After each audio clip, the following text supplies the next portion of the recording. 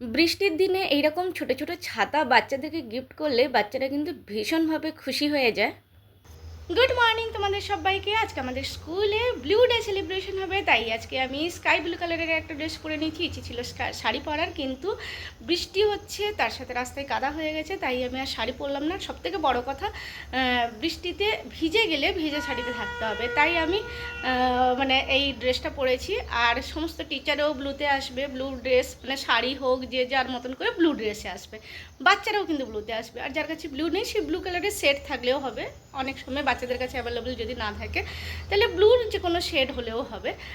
এই ব্লুটা চাই পারফেক্টলি ওরকম কিছু নয়, ব্লু কালারের তারা টিফিন নিয়ে আসবে, তার সাথে রেনি ডে সেলিব্রেশন করবো, যেহেতু রেন ড্রপসও ব্লু কালারের হয়।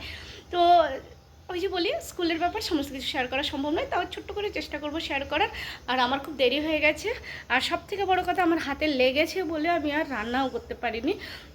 মানে জল খাবার বা ব্রেকফাস্টটা কিন্তু আমি বানাতে পারিনি, তাই আমি ভেবেছি টিফিন ডাব্বা নিয়ে নেবো, রাস্তা থেকে কিছু একটা নিয়ে নেবো। ইডলি নিলে সেটা বেশি ভালো লাগে, তো ভাবছি ইডলিই নেবো, তার সাথে সোমবারের জন্য টিফিন ডাব্বাটা নিয়ে নেবো, কারণ ওরা প্যাক করবে দেবে, অনেক সময় লাগবে, আর ওখানে বসে খেতেও অসুবিধে, তো তাই আমি টিফিন ডাব্বাটা নিয়ে নেবো।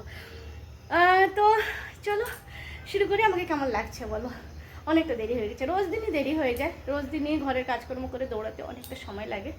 তো যাই হোক, এই ছিল আমার আজকে ড্রেস আপ। কিন্তু শাড়ি পরলে সত্যি বলছি মনটা আরও বেশি ভালো লাগতো। আসলে অনেক কিছু প্রবলেমের জন্য শাড়ি পরিনি। এক তো হচ্ছে ঝড় বৃষ্টি কাদা, দ্বিতীয়ত হচ্ছে সময় নেই শাড়ি পরার জন্য, কমসে কম 5 মিনিট সময় দিতে হবে, সেই সময়টুকু আমার কাছে নেই। আর অনেক রকম প্রবলেমের জন্য আর শাড়ি পরা হলো না। তবে হ্যাঁ, নেক্সট মনে হয় গ্রিন ডে আছে, মানে আমাদের 4টে ডে সেলিব্রেশন হয়, blue day, green day, pink day, yellow day. তো যে কোনো একটা ডে তো আমি শাড়ি পরবই, যেহেতু আমার শাড়ি পরতে ভালো লাগে। চলো টাটা, জলদি বেরোই, অনেক দেরি হয়ে গেছে। অ্যাকচুয়ালি ঘুম থেকে উঠে রেডি হয়ে পড়লাম, স্কুল চলে গেলাম, এটা কিন্তু কখনো হয় না।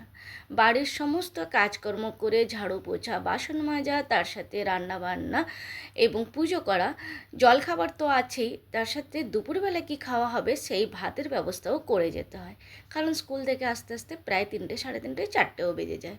আর তখন এসে যদি ভাতের খাবারের ব্যবস্থা করি তখন অনেকটাই দেরি হয়ে যায়।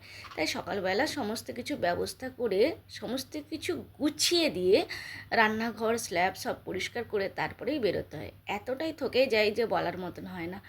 1 সেকেন্ড যদি সময় পাই সেখানেই মনে হয় যে আরও অনেক কিছু কাজ হয়ে যেতে পারে 1 সেকেন্ড 2 সেকেন্ডে। তো এই জন্য তাড়াহুড়ো রোজই লেগে থাকে।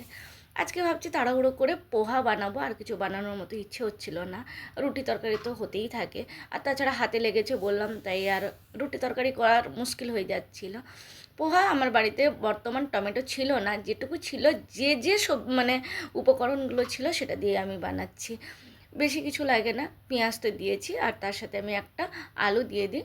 এবার হলুদ গুঁড়ো অল্প, তবে হ্যাঁ, এখানকার পোহাতে একটা স্পেশাল জিনিস দেয়, সেটা একটু পরে তোমাদের সাথে শেয়ার করছি। এই স্পেশাল জিনিসটা কিন্তু বোম্বেতে দিত না, তো এখানটায় এসে আমি শিখেছি। তো আমি বর্তমান এখানে দিই, যেখানে যাই, যেখানকার রান্না যেভাবে হয় সেইভাবেই আমি বানানোর চেষ্টা করি। তো যাই হোক, হ্যাঁ, পোহার মশলাও কিন্তু দেয়। আমি পোহার মশলাটা খুব একটা পছন্দ করি না বলে, কেউ যদি বাড়িতে খায় কোনো গেস্ট তাহলে পোহার মশলা দিই, আর নিজেরা যদি খাই আমি কখনোই পোহার মশলাটা দিই না। তো যাই হোক, মোটামুটি অনেকটাই হয়ে এলো। আর মেন যে উপকরণ যেটা এখানটায় দেয় সেটা অবশ্যই শেয়ার করছি। এখানে ছেলের জন্য দুধ গরম করলাম, তো আমি বেরিয়ে যাব, সেও তো কিছু খাবে, তার জন্য ব্যবস্থা করে দিয়ে যাচ্ছি। সে সকালবেলা উঠে প্রথমে দুধ খাবে, তারপরে পোহা খাবে, তারপরে ভাত খাবে, সমস্ত কিছু ব্যবস্থা রেডি করে তারপরেই যাব। আগে দুধে চিনি দিলাম, তারপরে আমার চায়ে চিনি দেবো, আর একটু চিনি কোথায় দেবো বলো তো, সেটা হচ্ছে পোহাতে। এই চিনি কিন্তু এখানকার ইন্দোরি পোহাতে মেন। তো যাই হোক, এটা বোম্বেতে দিত না। তারপরে তো তাড়াহুড়ো করে স্কুলে চলে গেলাম, রেডি টেডি হয়ে। বাকিটা শেয়ার করলাম না। এরকম ছোটো ছোটো ছাতা আজকে বানিয়ে বাচ্চাদেরকে গিফট করব। অ্যাক্টিভিটিও হয়ে যাবে, আর বাচ্চারা ভীষণভাবে খুশি হয়ে যাবে যে আমাদেরকে স্কুল থেকে কোনো একটা গিফট দিয়েছে। তো আমরা চেষ্টা করি প্রত্যেকবারে কোনো না কোনো গিফট দেওয়ার বাচ্চাদেরকে। বাচ্চারা ভালো লাগে, বাচ্চাদেরকে দিতেও ভালো লাগে, আর বাচ্চারাও খুশি হয়। তো প্রত্যেকবারের মতন আমাদের ডেকোরেশন তো চলতেই থাকে। আর ব্লু ডে মানে সব কিছু ব্লু ব্লু ব্লু এইরকম চলতে থাকবে। আর মানে ছাতাগুলো ছোট, যে ছাতা একদম ছোট, জাস্ট ইয়ারবাড হয় না, সেই ইয়ারবাডগুলো দিয়েই বানিয়েছি। ইয়ারবাড দিয়ে প্রথমে কালার করেছি আর মাঝখান থেকে একটুখানি কেটে দিয়েছি, সেটাকে একটা পেজের উপরে আর একটা পেজ ওপর করে পেস্ট করে দেবো, আর মাঝখান থেকে ইয়ারবাডটাকে দিয়ে দিলে ছাতার যে ডান্ডা হয় ওই ডান্ডাটা হয়ে যাবে। ব্যাস, এই যে তোমাদের সাথে মোটামুটি প্রসেস শেয়ার করলাম। চাইলে তোমরাও কিন্তু বাচ্চাদেরকে বানিয়ে দিতে পারো। এরকম নয় যে স্কুলেই বানিয়ে দিতে হবে, মা বাবারা কিন্তু নিজেরা বাড়িতেও ছোটো ছোটো ছাতা বানিয়ে বাচ্চাদেরকে গিফট করতে পারে। বৃষ্টিকাল প্রত্যেকটা বাচ্চারই ভালো লাগে, আমরা নৌকা বানিয়ে দিই, আমরা ছাতা বানিয়ে দিই, যেরকম যে যেমন পারে বাচ্চাদেরকে খুশি করার জন্য। তো যাই হোক বন্ধুরা, কেমন লাগলো বলো আমার আজকের ব্লগ। যদি তোমাদের ভালো লাগে তাহলে অবশ্যই লাইক কমেন্ট করো। টাটা বাই বাই, সবাই খুব ভালো থেকো। ব্লগটি আর বড় করছি না, একদম ছোট্ট একটা ব্লগ তোমাদের সাথে শেয়ার করার চেষ্টা করলাম।